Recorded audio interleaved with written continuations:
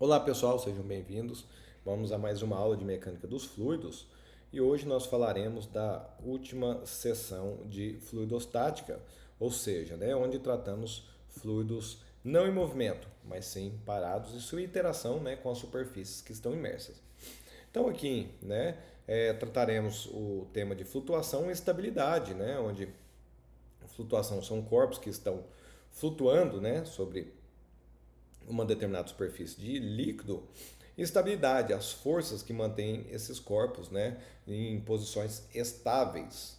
Então vamos começar aqui com alguns exemplos, Então esse exemplo aqui, é uma brincadeira bem clássica, onde uma pessoa, fica dentro de basicamente uma bolha de plástico, com uma película de plástico, preenchida com uma pessoa e ar, numa pressão atmosférica, Então, quando essa pessoa entra nesse dispositivo, ela não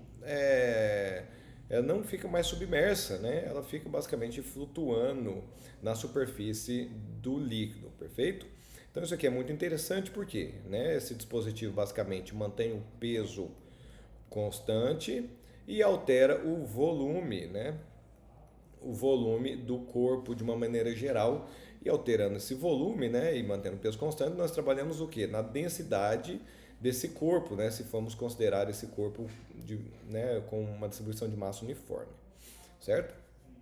Aqui é um dispositivo bastante interessante, interessante porque é um dispositivo muito prático e fácil de entender seu funcionamento, porém está na maioria das residências, por exemplo, como uma boia, que vai calibrar ali basicamente o nível, de um reservatório. Então, é basicamente uma haste, deixa eu apagar aqui, é uma haste, aqui está a haste, com uma boia, na ponta. Essa boia vai determinar a posição do nível do líquido, Então, por exemplo, se o líquido abaixa, a boia abaixa juntamente. Se o líquido sobe, a boia sobe também. E essa haste está conectada a uma válvula que vai determinar a abertura ou fechamento, Por exemplo, se esse nível está para baixo, a boia vai para baixo, muda a posição dessa haste e permite, a abertura da válvula, e com isso o reservatório é enchido, perfeito? E se quando chega a um determinado nível, essa boia alcança um nível que faz com que a haste feche essa válvula, então nada mais entra, e o reservatório está, chamamos, de cheio, completo. Aqui um navio cargueiro, então um navio contendo muitos, milhares de containers, não chega a ser milhares, exagerei um pouco, mas muitos containers, provavelmente, são cargas, de vários tipos, de vários setores de fabricações diferentes, mas que são fabricados, por exemplo, em solo chinês e são, transportados aqui para o Brasil ou para os Estados Unidos ou para qualquer outro país, Então nós vemos que é uma embarcação muito grande, com uma distribuição de peso enorme, e essa embarcação ela tem que ter um regime de estabilidade robusto, por quê? Está em alto mar, vamos supor que uma onda, se debate aqui contra o casco do navio apenas em uma das direções, um dos lados, isso vai causar, basicamente, um pequeno desbalanço, momentâneo, E esse pequeno desbalanço ele, vai modificar, por exemplo, a posição central aqui, o ângulo, do navio em relação à superfície por um tempo, E aí, esse navio ele tem que voltar na posição de estabilidade, então isso aqui tem que ter uma certa robustez, perfeito? E aqui, um conjunto de balões, a gente sabe, que de festas infantis, por exemplo, quando balões estão preenchidos com gás hélio, ele tende, deixa eu só conferir aqui se está gravando, certo? Ele tende a subir. Então, se você soltar esse balão, se não tiver nada que o prenda, no solo, ele vai subir e vai para, vai tomar altas atitudes, Então, vai lá para cima e você vai perder esse balão, não vai ter mais balão ali e provavelmente vai causar algum problema ali com as crianças que estão na festa, certo? Então, por que isso acontece, Por que esse balão sobe e um balão que você sopra e fecha, ele não sobe, ele continua ali, ele volta para o chão, perfeito? Então, a gente vai ver, mais ou menos, né, o porquê isso acontece. Eu digo mais ou menos porque a gente não vai ver de uma forma tão profunda, tá, pessoal? A gente vai ver de uma forma mais expositiva, porque é a última parte aqui né, do tópico de fluidostática e isso aqui é mais uma questão de informações para vocês, perfeito? Então vamos lá, né? Então, os mesmos princípios usados para calcular as forças hidrostáticas em superfície podem ser aplicados, né, quando trabalhamos com corpos totalmente imersos. Então, qual que é a diferença? Nós encontramos, por exemplo, forças em uma placa, né? Então, nós temos uma placa aqui, temos a distribuição de força em uma superfície da placa e encontramos essas forças. Porém, se formos analisar não somente um dos lados da placa, mas a placa como um todo, de maneira geral, né? E assim analisarmos a pressão no entorno de todo esse corpo, não mais uma placa, mas um corpo. Então vamos imaginar aqui um corpo, né? Qualquer, vamos supor que é um corpo, é um paralelepípedo, né? Então é um bloco, né? Parecido um bloquinho de tijolo, que está assim. Esta aqui é a área, chamamos de área A, perfeito? A altura desse corpo HB e dessa forma com essa área e essa altura, né, nós já definimos muita coisa, muita informação sobre esse corpo, certo? E a parte superior desse corpo está aqui numa profundidade H1, a parte inferior numa profundidade H0 e esse plano aqui, né, está alinhado, né, nesse caso aqui com a superfície do fluido, perfeito? O que acontece? Se formos analisar a distribuição de pressão, né, no entorno desse corpo, nós temos uma pressão constante aqui nessa superfície, porque essa superfície está numa mesma profundidade. Uma pressão constante nessa superfície aqui, porque também está numa mesma profundidade, né? Uma pressão variável nas superfícies laterais, né? Porque a profundidade varia na superfície lateral, certo? E aqui é a mesma coisa. Dessa forma, nós criamos, né, entendemos o campo de pressão e assim as cargas, né, no entorno de todo este corpo, perfeito? Se nós analisarmos, por exemplo, né, o lado esquerdo, né, desse corpo e determinarmos uma força, né, que é uma consequência da distribuição da pressão nessa área, né, nós temos uma força chamada FL. E se formos calcular a força aqui do lado direito, pessoal, o que acontece? Essa força do lado direito é balanceada com a força do lado esquerdo, porque a distribuição de pressão aqui é exatamente igual à distribuição de pressão aqui. A área projetada lateral é igual à área projetada lateral, né? Então essas forças são iguais e há um balanço de força, né? Isso aqui também vem do princípio de que em uma partícula nós temos, né, um campo de carga de pressão considerado constante, né? Então é um campo constante, não tem variação, podemos chamar de isotrópico, perfeito? E essa pressão ela varia somente, né, com a profundidade, não varia aqui numa linha horizontal, perfeito? Então são constatações. Sobre a pressão aqui na parte superior, a pressão aqui na parte superior pode determinar uma força dada por F1, que é o gama do fluido, a profundidade dessa superfície vezes a área. E aqui uma força aqui embaixo, que é o gama do fluido, essa profundidade do fundo aqui, vezes essa área. Nós podemos escrever esse fundo como, né, a soma de H1 mais a altura deste corpo. Então, é o gama, a área, H1 mais HB, perfeito? Dessa forma, pessoal, nós podemos encontrar qual que é a diferença, a força líquida, a diferença entre a força que age aqui na parte inferior do corpo e a força que age aqui na parte superior do corpo. Essa diferença vamos chamar de FB, né? Que vamos chamar essa força de flutuação, ou então, pessoal, força de empuxo, né? Então esse B é de buoyancy, né? Que seria empuxo em inglês, ou flutuação, perfeito? Então é uma força que mantém, né, que o fluido exerce contra o corpo sólido, né? Devido ao quê? Devido à diferença de pressão, as diferenças de pressão entre as partes superiores desse fluido e as partes inferiores deste fluido. Então, ó, F0 menos F1, né? Gama A H1 mais HB menos gama A H1, né? Então, cortamos H1 com H1, perfeito? O que sobra aqui? Sobra gama vezes A vezes HB, porque nós cortamos H1, né? Cortamos tudo isso aqui. Então, FB é gama vezes A vezes HB. De outra forma, né, um outro ponto de vista é que a área, né, dessa superfície aqui, né, multiplicado pela altura, né, quando a gente está tratando um paralelepípedo, isso aqui retorna no volume desse paralelepípedo.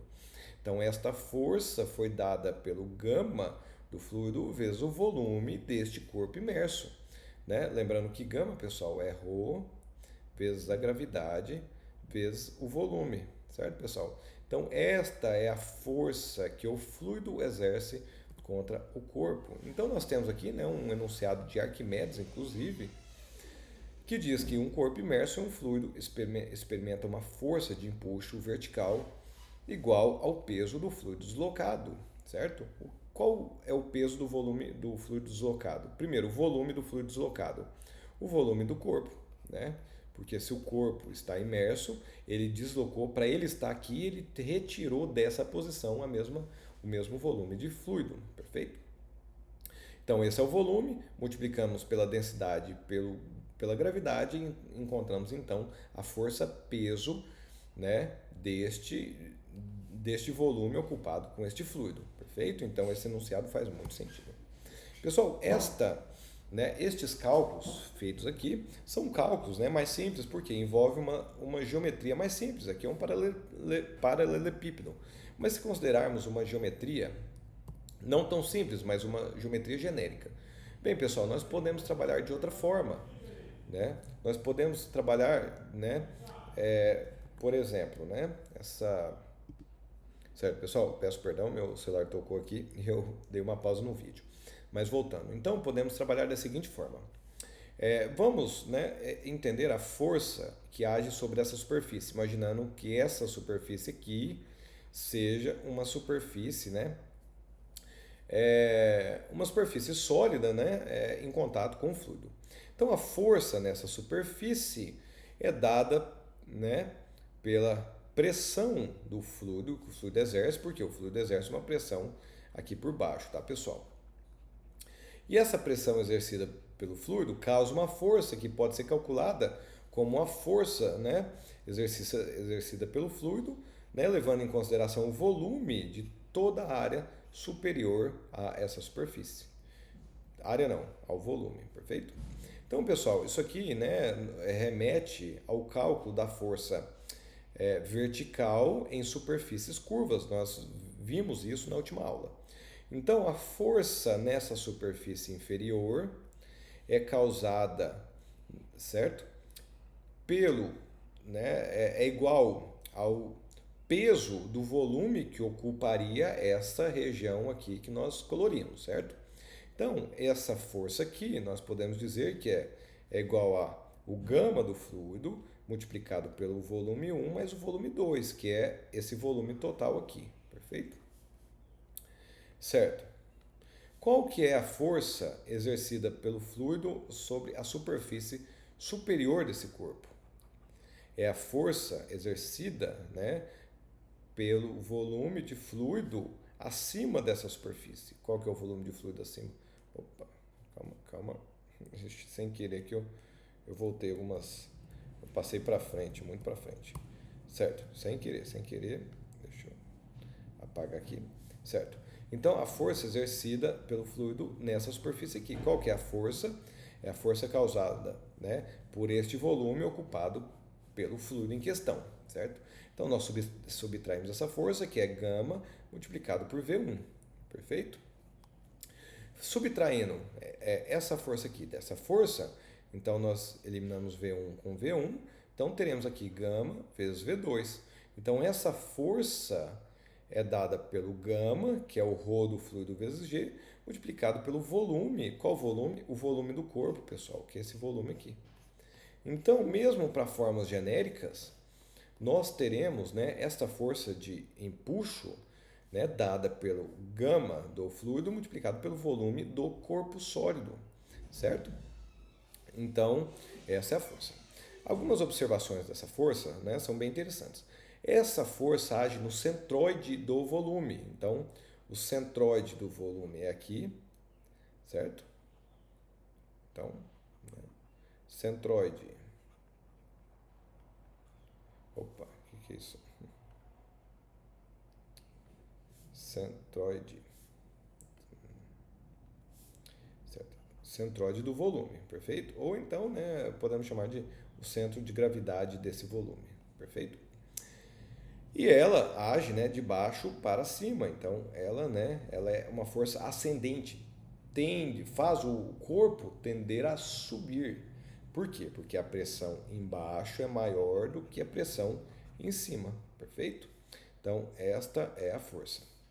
Então, a força de flutuação não depende da distância entre o corpo e a superfície livre. Ela também não depende da densidade do corpo sólido. Então, essa força que o fluido exerce sobre o corpo não depende, pessoal, do quão imerso esse fluido está. Se ele está perto da superfície ou distante da superfície, isso não altera o valor dessa força, certo? Continuando. Para o cálculo do equilíbrio, pessoal, então, o equilíbrio seria determinar o seguinte: esse corpo ele vai estar na superfície ou vai estar submerso? Bem, para isso nós temos que fazer um balanço de forças. Quais são as duas forças agindo aqui sobre esse corpo?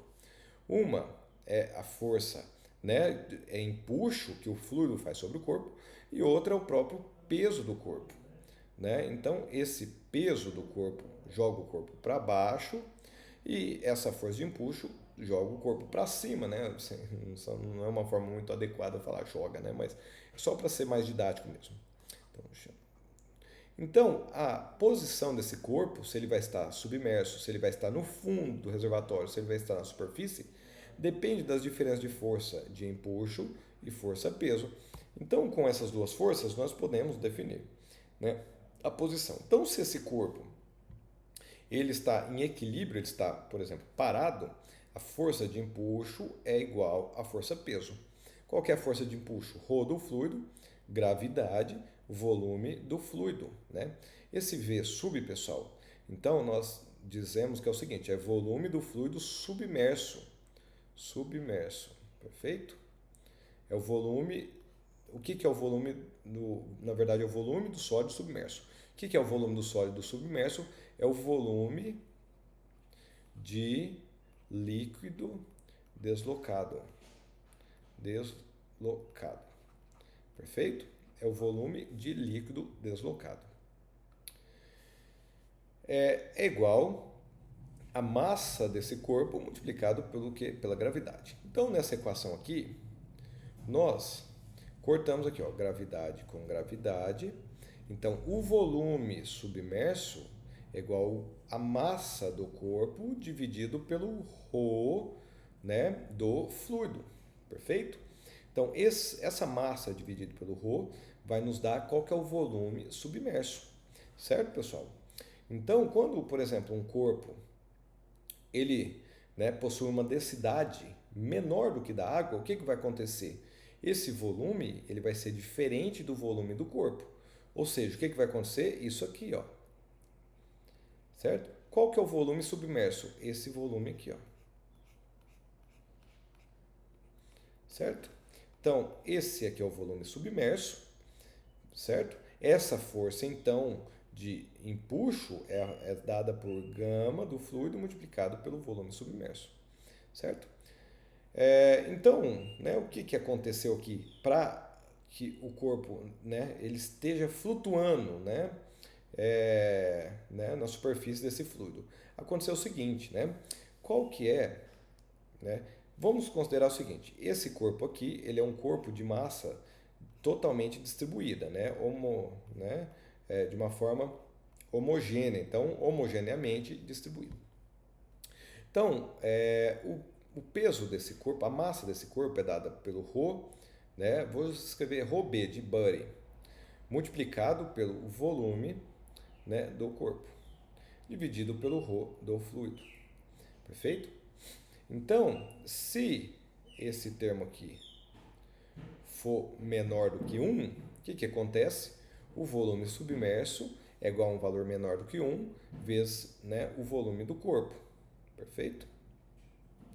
Então, essa é a nossa equação. Um exemplo disso, pessoal, é um iceberg. O que acontece no em um iceberg. Aqui, pessoal, aí nós temos essa equação aqui, ó, só para relembrar. Então, o que nós fizemos? Passamos o volume do corpo aqui para baixo. Então, volume submerso dividido pelo volume do corpo é igual ao ρ do sólido, né, dividido pelo ρ do fluido. Perfeito? Certo. Ah, professor, se por acaso, é uma questão que pode aparecer, tá? Eu já vou antecipar. O ρ do sólido for maior do que o ρ do fluido. Ora, professor, isso aqui vai ser maior do que 1, né? Maior do que 1, né? E essa relação de volume aqui vai ser estranha, porque o volume submerso vai ser maior que o volume do corpo. Não, pessoal, se isso aqui acontecer, né, esse corpo, ele vai ficar submerso, ele vai para o fundo do reservatório e lá ele vai se repousar, né, no fundo do reservatório. Caso esse reservatório não tenha fundo, a gente vai analisar, né, o momento antes de alcançar o fundo, o que vai acontecer? Esse corpo ele tem uma determinada aceleração, certo?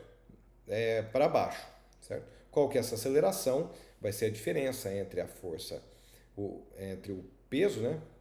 O peso do corpo menos a força de empuxo. Força de empuxo.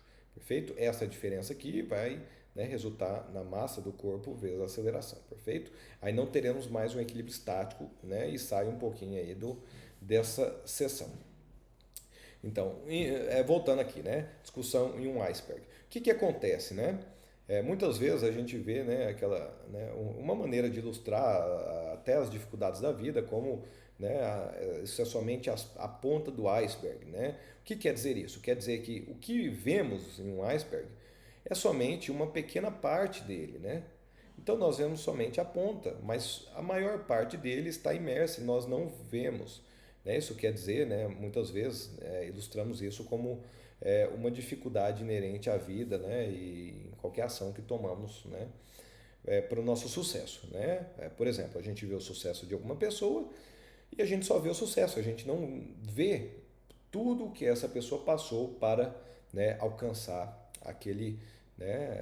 o seu objetivo. Perfeito? Então, o que isso quer dizer? Quer dizer o seguinte, que o corpo, né, o volume submerso em um iceberg, vamos chamar de volume sub, dividido pelo volume total desse iceberg, então o volume total, né, vamos chamar de, né, volume do corpo.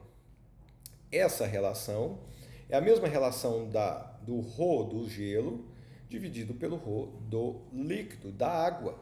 Então, normalmente, a relação entre o ρ do gelo, né, e o ρ da água vai ser em torno de 0,95, né? Depende das temperaturas, tá, pessoal? Então, estou falando alguma coisa aproximada.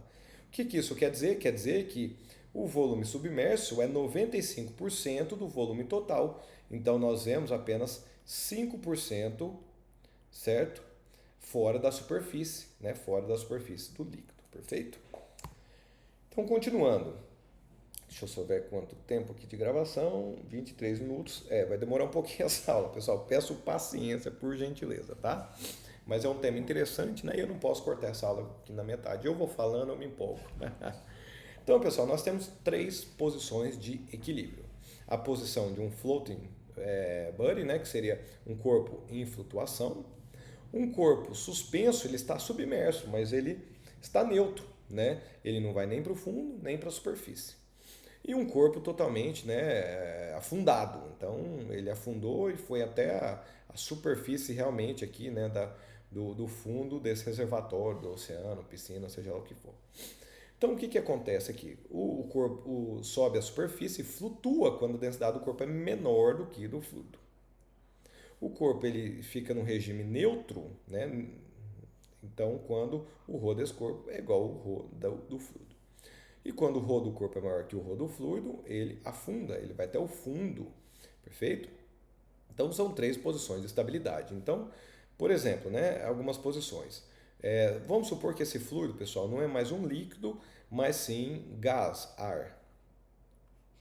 O que seria um corpo que está aqui?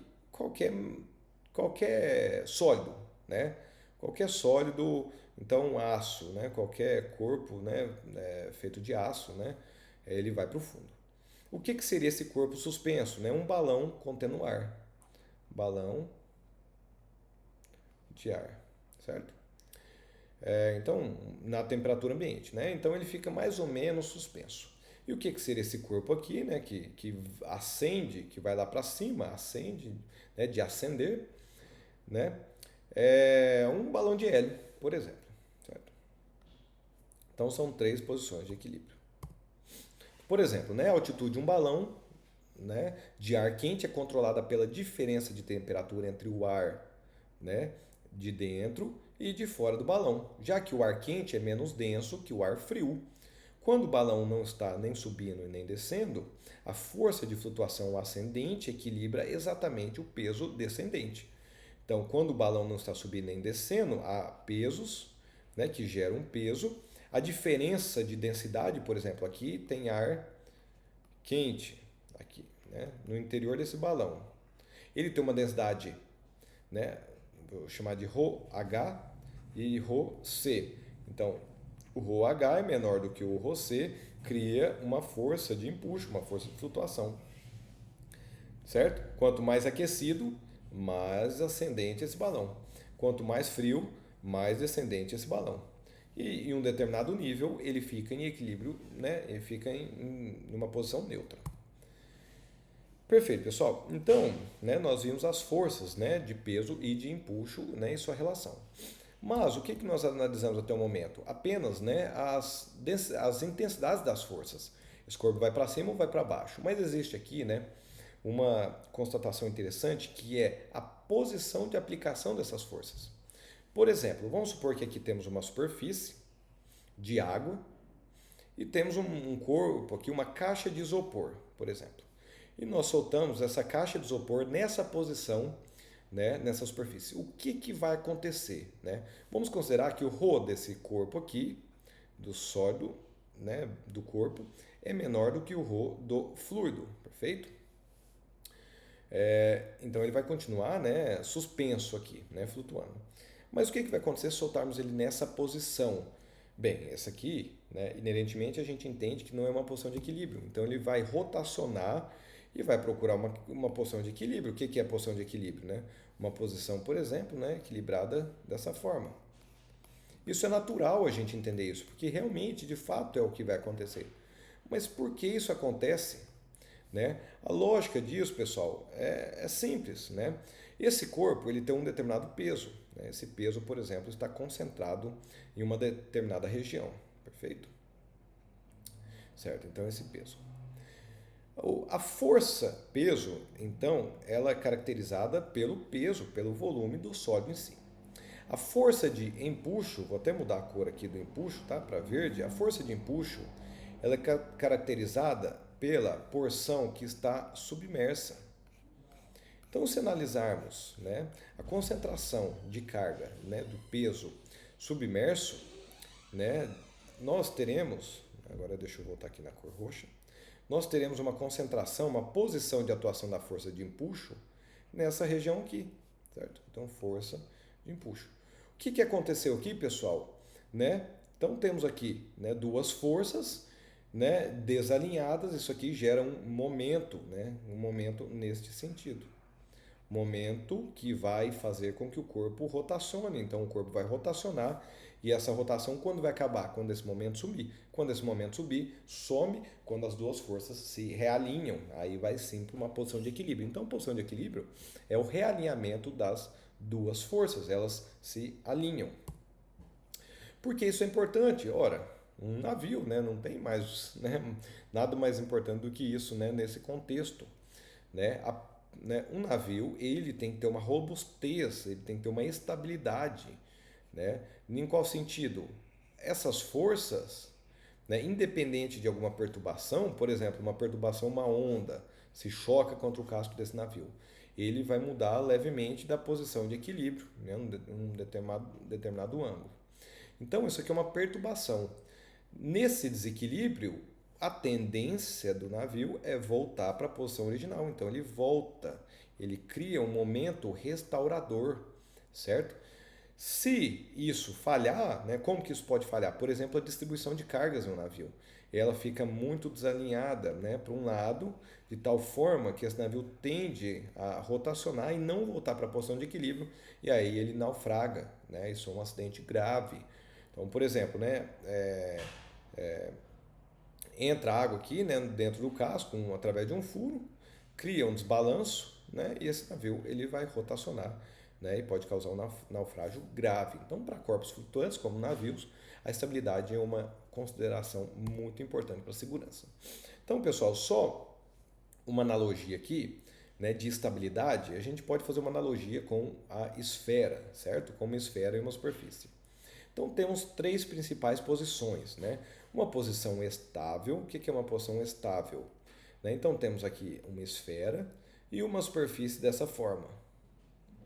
Pessoal, né, para qualquer perturbação, o que é perturbação? Uma força, uma leve força, tira essa esfera da posição inicial, né, em uma pequena, né, um pequeno deslocamento. Certo? O que vai acontecer nesse caso aqui? A esfera ela vai subir para uma determinada posição, e aí o que vai fazer? Ela vai voltar, por quê? Por questão da gravidade. Então isso aqui é um sistema estável, um sistema robusto. O que é um sistema neutro? Um sistema neutro, pessoal, é quando a posição, né, se você, né, gera aqui uma pequena perturbação, ela muda de posição essa esfera e lá ela vai continuar. Ela nem vai, né, tender a se afastar mais e nem voltar à posição original. Então isso aqui é um sistema neutro. E um sistema instável quer dizer que aquele sistema, como ele pode estar estável, pode estar parado, mas com uma pequena perturbação, uma mínima perturbação, né, um delta x tendendo a zero, esse sistema vai ruir, porque essa bolinha aqui ela vai cair e não vai mais voltar na posição de equilíbrio, a não ser que tenha um corpo externo. Perfeito? Então, isso aí são três formas de encontrar alguns sistemas. A gente vai ver um sistema aqui, daqui a pouco, que é um sistema que fica entre o estável e o instável. Perfeito? Mas, né, por enquanto, esses três aqui é o que importa. Então, por exemplo, né, isso aqui tem grande importância para projetos de navios submarinos. Então, um navio submarino ele deve estar mais próximo de estável, certo? Porque ele tem que ser à prova, ter uma robustez contra pequenas, né, oscilações, pequenas perturbações. Perfeito?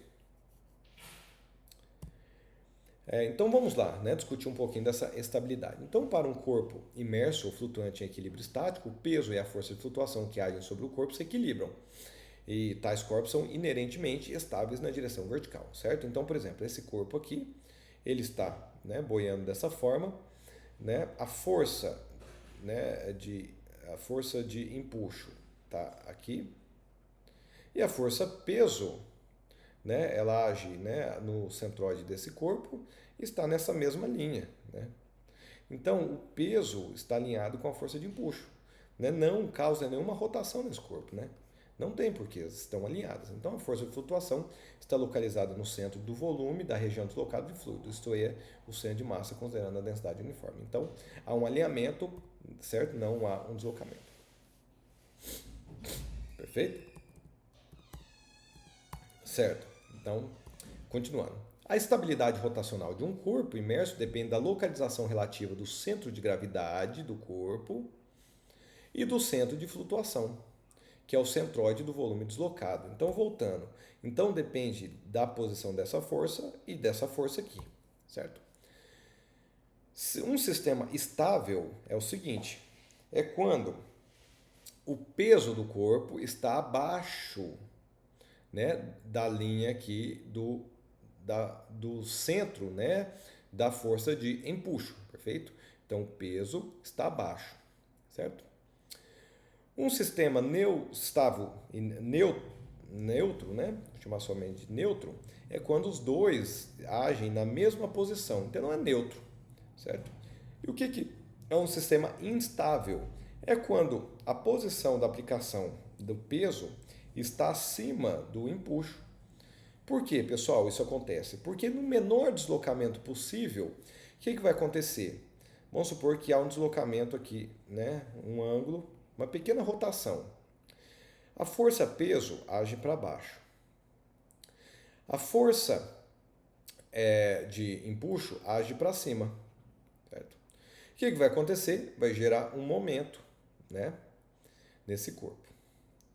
Esse momento, ele tem duas formas. Ele pode ser um momento que restaura a posição, ou seja, isso aconteceu, esse momento restaura a posição de equilíbrio, que é o caso quando o peso está embaixo. Mas se esse deslocamento for com um sistema que o peso está em cima, vai haver aqui um deslocamento, né? Esse força-peso vai estar aqui, a força-empuxo vai estar aqui. O que vai acontecer com esse momento? Ele não restaura, ele tende a afastar mais e fazer com que essa esfera gire, ou esse cilindro, né? De tal forma que ele procure uma posição de menor equilíbrio, onde o peso vai para baixo.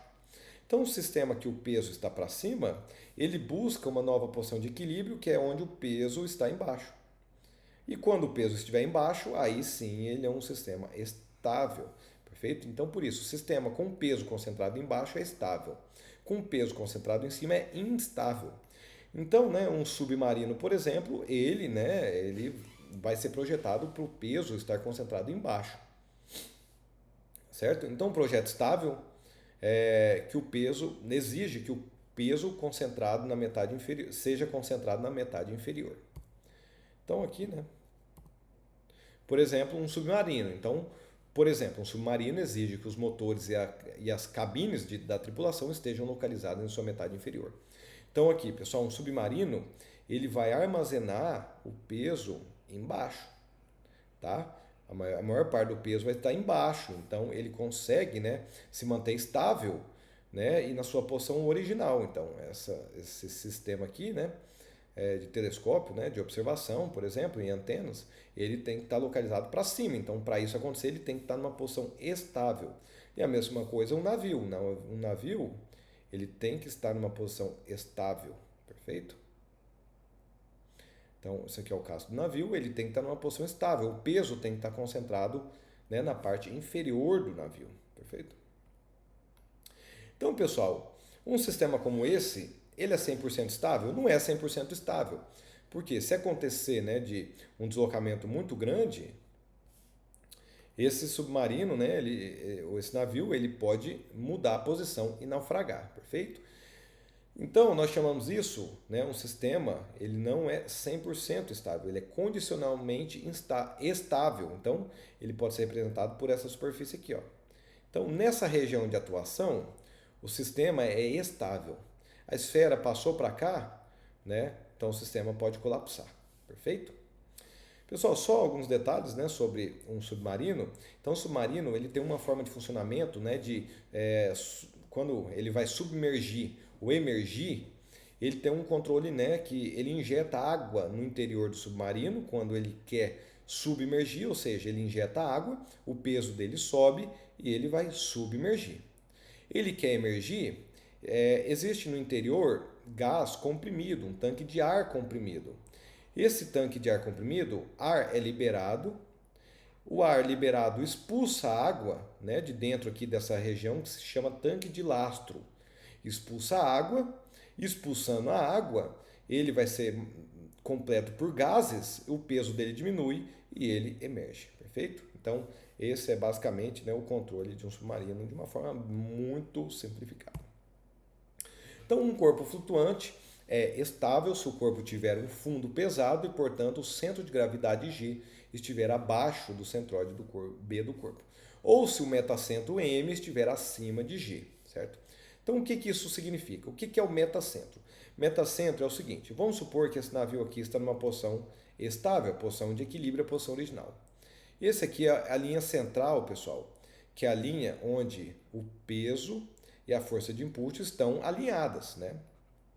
Há um alinhamento, as duas estão alinhadas, não há nenhum tipo de momento, o sistema está, né, estável. O metacentro é o seguinte, a posição, né, de corte entre essa linha aqui. Então, vamos supor agora que essa embarcação ela rotacionou um pouquinho. Então, essa é a linha principal, né, a linha que a gente acabou de analisar. E agora, pessoal, essa aqui é a posição de aplicação da força de empuxo, perfeito? E essa força de empuxo, nós traçamos uma linha vertical. Onde essas linhas vertical atual e essa linha que nós calculamos aqui, elas se encontram, nós chamamos de metacentro. Então aqui, ó, se o metacentro estiver acima do ponto de G, o que é G? É o centro de gravidade.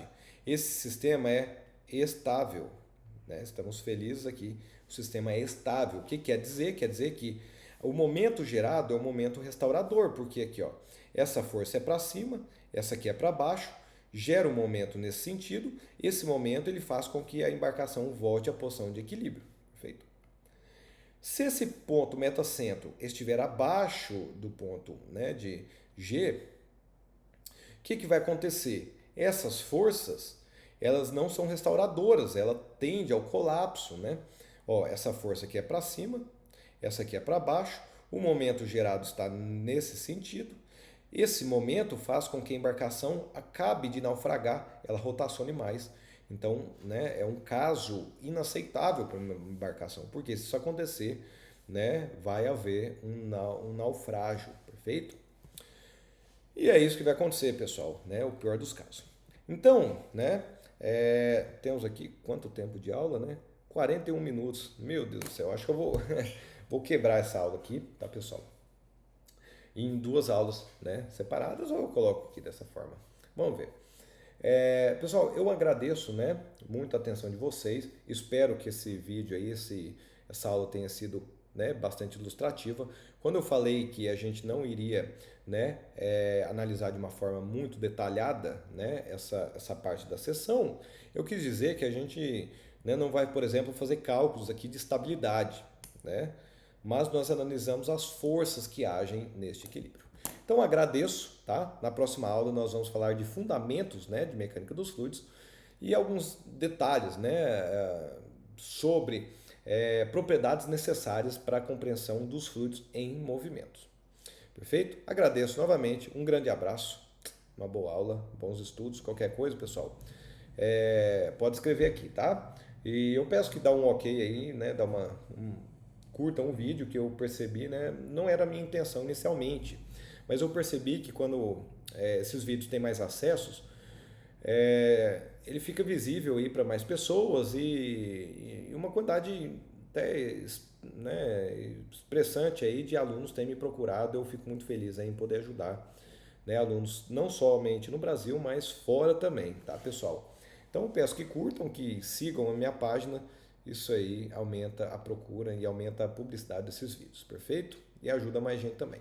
Então agradeço, um grande abraço, bons estudos.